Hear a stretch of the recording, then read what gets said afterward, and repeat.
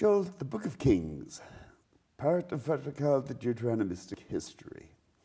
Now, the reason it's called the Deuteronomistic history, I think, is clear enough and very clear in the Book of Kings, because there's a refrain that runs through it, about the sin of Jeroboam, which we'll get to, and when the kingdoms are destroyed at the end, it's all because they didn't keep the law. Yeah. The entirety of the Deuteronomistic history, but especially Kings, is really about how to understand the course of Israel's history in light of the theology expressed in Deuteronomy, which is, basically don't worship foreign gods and don't have foreign wives, and worship in the right place and in the right way in Israel, and failure to do so results in terrible things, and really the Book of Kings is the story of the terrible things. Yeah. Now, within the Deuteronomistic history of different kinds of material. Now, in Kings, what do we have? What kind of source material did they have? It's kind of a crazy mixture of stuff, because there's some material that is prophetic legend, which is very narrative, and there's some stuff which is what feels like royal annalistic reporting kind of stuff. I mean, there's even citations, right? It says regularly, and if you want to know more, check out the annals, or check out this book or that book. So, do you think those annals existed? I assume that annals existed. Yeah. I don't assume that any reader of this book would have been able to access them or actually even ever cared to. And we may talk about this at another time, but Kings makes gestures toward historiography. I think this is true things that I'm telling you, and if you want to check them, be my guest. It's more of a gesture of trustworthiness than anything else. And Kings also likes to give you lists of officials of Solomon and this kind of thing. Yeah. Which gives you the impression of great realism.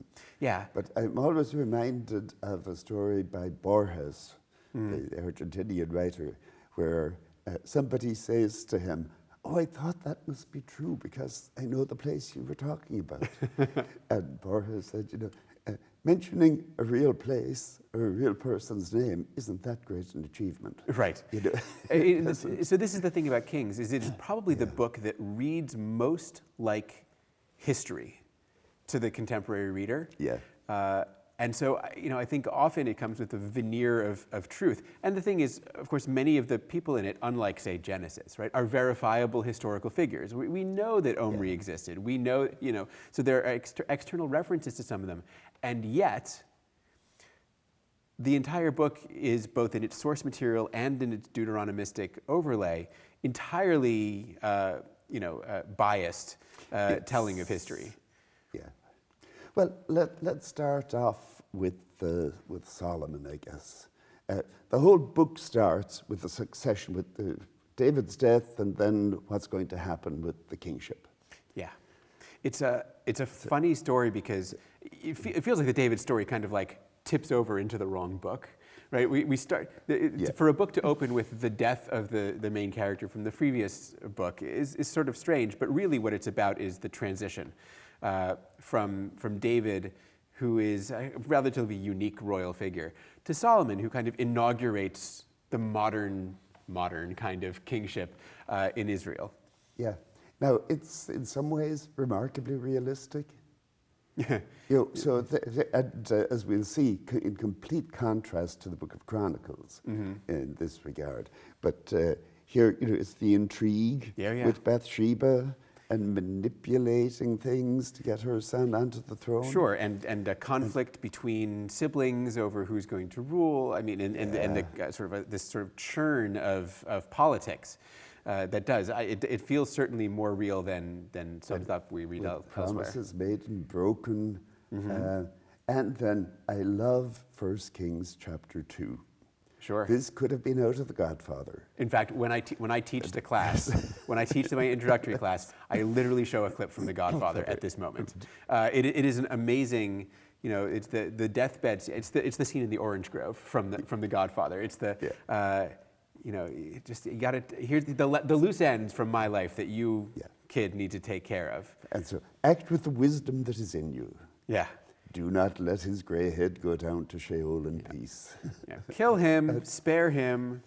Yeah. Now, why do you think that's put in there? Well, Does this make anybody look good? I think it makes Solomon look justified.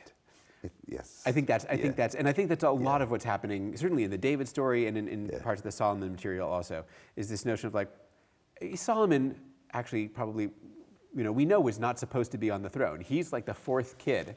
So how does Solomon get to rule? Well, this is how. And if you give it the credit for it, as it were, to David, it makes Solomon look better. Solomon, though, is such an interesting character because we think, I think, often of Solomon as Solomon the wise, Solomon, this great king. And the Bible, Kings puts him on a pedestal, but will eventually knocks him off of it in what feels like a kind of a strange way. That's interesting. We'll probably have to come back to talk about that. But I think that maybe shows that there is some older material. There is some source material that's being worked here. I don't think the Deuteronomist would have come up with David's deathbed speech.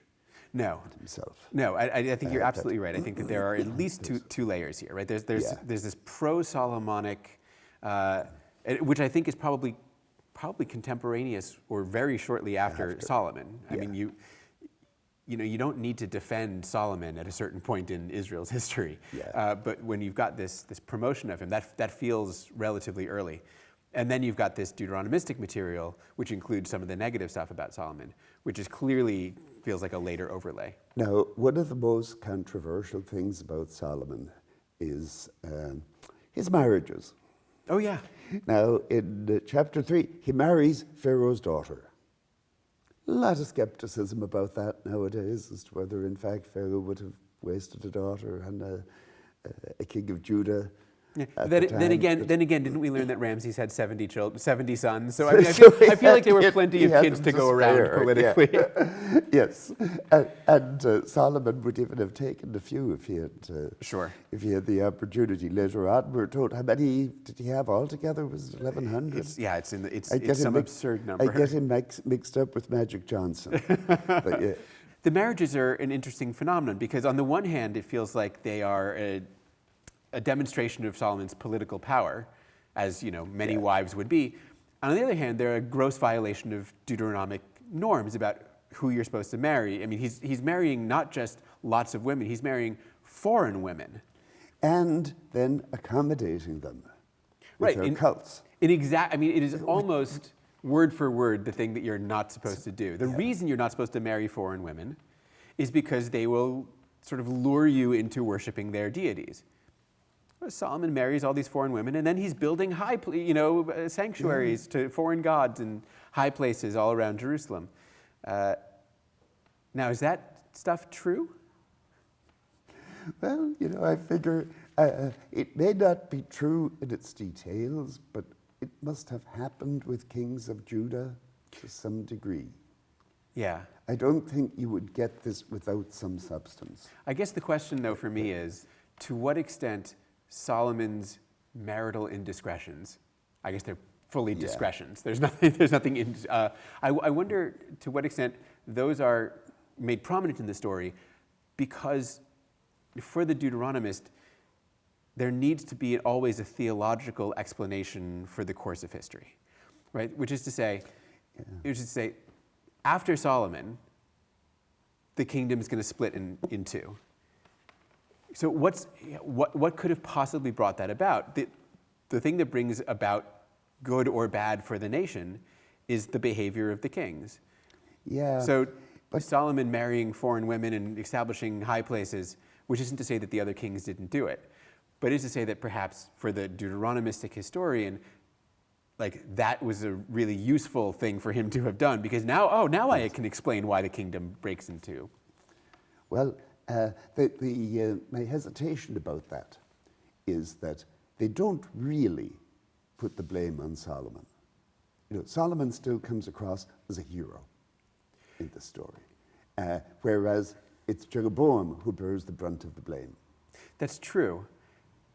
And yet, I mean, I think probably both things are going on. It's interesting. Solomon, at a certain point, is too much of a hero, isn't he? I mean, this is the guy who built the temple.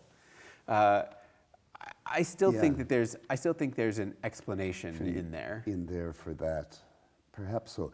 But now, one of the things definitely that First Kings wants to get across is what a glorious king he was, and the extent of his influence. Now, we had a movement back 25 years ago now in biblical scholarship of minimalists who said that in the time of Solomon, Jerusalem was a cow town. And the argument for this was largely that it's known to have expanded in the time of Hezekiah, who we'll get to later on. But that back in the time of Solomon, it must have been a very small place. How cogent an argument is that, do you think? I mean, I think that like historically, it probably was a small place. Yeah. I think that, certainly we know that the Bible blows up, the prominence of the figures and the places and Israel as a whole, which was generally just a backwater kind of place. Having said that, it's probably also the case that Solomon made some major changes to the sort of administrative infrastructure. I'm not sure I would trust any of the numbers or necessarily the scope of the territory, but the difference between Saul's kingship, which is not really kingship, and David's, which is tenuous, really, and beginning, and everything that comes after Solomon there's a really stark difference, and Solomon does seem to be the hinge there. Yeah, and I think, small places may have more going on than the minimalists were prepared to concede. That even a very small kingdom may still, have needed some bureaucracy and some even scribes. Maybe we can get in a quick word before we finish this session on the wisdom of Solomon. This is something that he's famous for, he prays for. Then you're told that he could, if he got going, he could recite parables and proverbs, and you wouldn't want to get stuck with him at a party. Right, especially if you have a baby. Some people have thought that he may have been the one who instituted schools and training of scribes in Jerusalem. And again, that's one of the things now that has come to be questioned with the realization that it was such a small place. Any thoughts on that? I don't for a second think that Solomon is actually responsible. I mean, could be. I don't know. It seems to me that it is often the case that we want to ascribe to major biblical figures all kinds of innovations as if, because we'd like it to be the person we know who did a thing. Right? That's how Solomon, out of this wisdom tradition, becomes the author of Proverbs and Ecclesiastes. And I'm actually interested, though, as to why you think the wisdom stuff attached to Solomon at all. Why even start, even if the core story of, he's offered the choice of wealth or wisdom or whatever, and he chooses wisdom, how does that comport with, does that have to do with the administrative structure of the state? I think that part is surely a nice little theological add-on. But I think, he must have done something. Yeah. And I would figure that he must have had some scribes and started, send some people to learn Egyptian, maybe. It could have been on a very small scale. Yeah.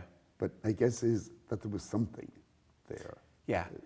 Something to it. Yeah. Overall, Solomon as a whole is something of is a more complicated figure, I think, than our sort of common tradition gives him credit for. There's good and bad.